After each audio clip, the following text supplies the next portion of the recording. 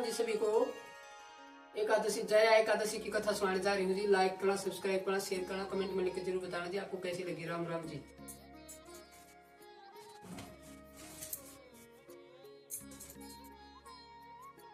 बोलो एकादशी मैया की जय हो।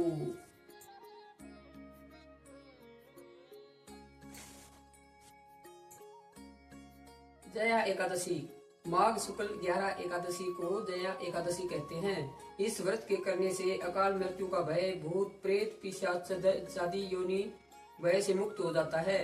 पितरों का सदगति प्रदायक एवं व्रती को मोक्षदायक होता है। इस दिन धूप दीप नैवेद्य आदि से भगवान विष्णु की पूजा की जाती है। इस दिन गूंदगिरी के साठे का सागार लेना चाहिए। भगवान विष्णु की पूर्व व्रत पूजा करनी चाहिए, जैसे कि आप उत्पन्ना एकादशी के व्रत में पढ़ चुके हो। बोलो एकादशी मैया की। ये थोड़ा विधि बताया है इसका। जया एकादशी की कथा सुनाने जा रही हूँ। धर्मराज युधिष्ठिर बोले, हे भगवान, आपने माघ माह की कृष्ण पक्ष की षष्ठ तिला एकादशी का अत्यंत सुंदर वर्णन किया है। अब कृपा कर माघ माह के शुक्ल पक्ष की एकादशी की कथा का वर्णन कीजिए। इस एकादशी का नाम, विधि और देवता क्या और कौन सा है? श्री कृष्ण भगवान बोले, हे राजन, माघ माह की शुक्ल पक्ष की एकादशी का नाम जया है।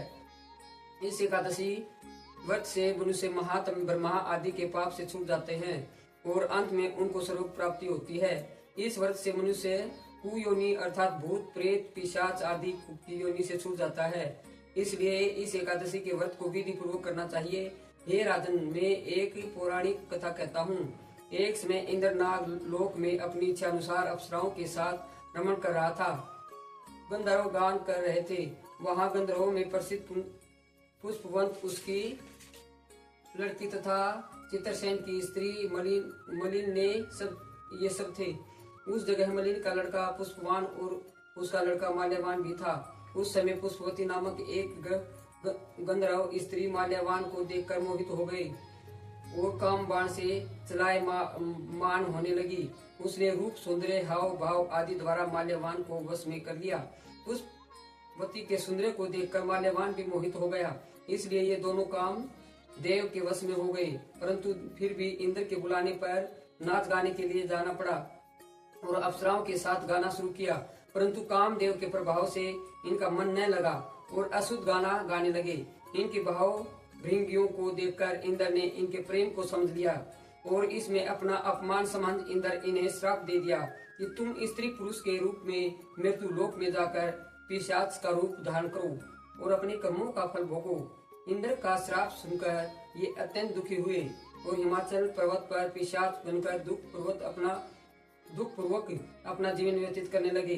रात दिन में उन्हें एक क्षण भी निद्रा नहीं आती थी। इस स्थान पर अत्यंत सर्दी थी। एक दिन पिशाच ने अपनी स्त्री से कहा, न मालूम हमने पिछले जन्म में ऐसे कौन से पाप किए हैं जिससे हमें इतनी दुखदायी है पिशाच योनि प्राप्त हुई है। देव योग से एक दिन माघ माह के शुक्ल पक्ष की जया नाम की एकादशी आई। इस दिन दोनों ने कुछ भी भोजन नहीं किया और न कुछ पाप कर्म किया। इस दिन केवल फल फूल खाकर ही व्यतीत किया और महान दुख के साथ पीपल के वृक्ष के नीचे बैठ गए। वह रात्रि इन दोनों ने एक दूसरे से चिपटकर बड़ी कठिनता के साथ काटी। सर्दी के कारण उनको रात्रि में निद्रा भी नहीं आई। दूसरे दिन प्रातः काल होते ही भगवान के प्रभाव से इनकी पिशाच देह छूट गई और अत्यंत सुंदर अप्सरा और गंधर्वों की देह साथ धारण करके तथा सुंदर वस्त्रों तथा आभूषणों से अलंकृत होकर नागलोक को प्रस्थान किया। आकाश में देवगण तथा गंधर्व इनकी स्तुति तथा पुष्प वर्षा करने लगे। नागलोक में जाकर इन दोनों ने देव इंद्र को प्रणाम किया। इंद्र को भी इन्हें अपने प्रथम रूप में देखकर महान आश्चर्य हुआ और इनमें पूछने लगे कि तुमने अपनी पिशाच देह से किस प्रकार छुटकारा पाया, सो सब बतलाओ। इस प्रकार माल्यवान बोले कि हे देवेंद्र, भगवान विष्णु के प्रभाव तथा जया एकादशी के व्रत के पुष्प से हमारी पिशाच देह छूटी है। इंद्र बोले, हे माल्यवान, एकादशी व्रत करने से तथा विष्णु के प्रभाव से तुम लोग पिशाच की देह को छोड़कर पवित्र हो गए हो और हम लोगों के भी वंदनीय हो गए हो, क्योंकि शिव भक्त हम लोगों के वंदना करने योग्य हैं।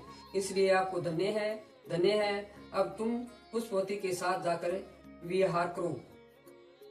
हे युधिष्ठिर, इस जया एकादशी के व्रत करने से समस्त कुयोनि छूट जाती हैं। जिस मनुष्य ने इस एकादशी का व्रत किया है उसने मानो सब यज्ञ तप आदि किए हैं। जो मनुष्य भक्ति पूर्वक जया एकादशी का व्रत करते हैं वे अवश्य ही सहस्त्र वर्ष तक स्वर्ग में निवास करते हैं। बोलो एकादशी मैया की जय हो। बोलो जया एकादशी मैया की जय हो।